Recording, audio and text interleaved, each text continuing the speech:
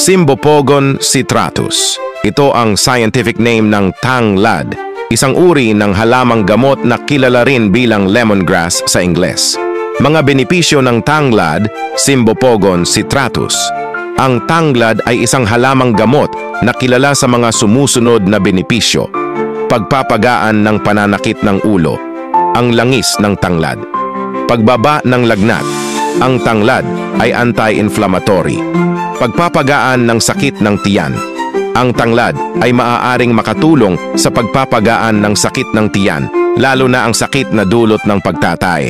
Pagpapagaan ng pagkahilo, pagbibigay ng enerhiya, pag-iwas sa impeksyon.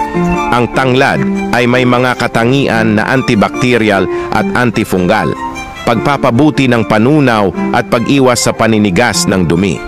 Pag-alis ng stress. Ang tanglad ay may mga katangiang nakaka-relax.